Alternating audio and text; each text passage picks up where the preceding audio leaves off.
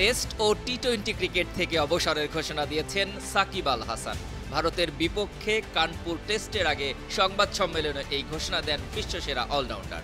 অক্টোবরে ঘরের মাঠে দক্ষিণ আফ্রিকার বিপক্ষে টেস্ট সিরিজ খেলে সাদা পোশাকের ক্রিকেটকে বিদায় জানাবেন সাকিব।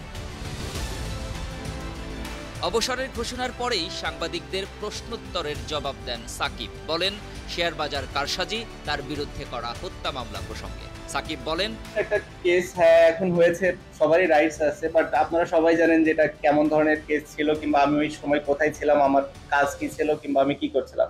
তো এই বিষয়টা নিয়ে খুব বেশি একটা বলতে চাই না। শেয়ার বাজার কারসাজি নিয়ে তিনি আরো বলেন, আমার লাইফে আমি কোনোদিন আসলে নিজে থেকে কোনো ট্রেড করিনি।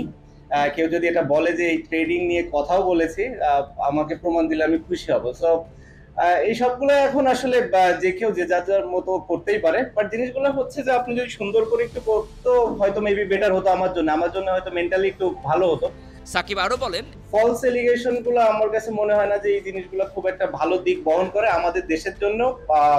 বাইরে স্পেশালি বাইরের মানুষ যখন এগুলো নিয়ে কথা বলবে, আমার কাছে মনে হয় না যে জিনিসগুলো খুব বেশি একটা অ্যাপ্রোপ্রিয়েট হবে। কারণ আমি যেটা ফিল করেছি, প্রথমটা তো আপনাকে বললামই, আর দ্বিতীয়টা যেটা মানে আমার লাইফে যখন আমি কোনো ট্রেডই করিনি নিজ থেকে, সো স্বাভাবিকভাবে আমার ভুল করার কিংবা ওটার সাথে যে ধরনের ওয়ার্ডগুলো ইউজ করা হয়েছে সেগুলো আসলে কতটা অ্যাপ্রোপ্রিয়েট সেটাও আমার জন্য একটু দুঃখজনক।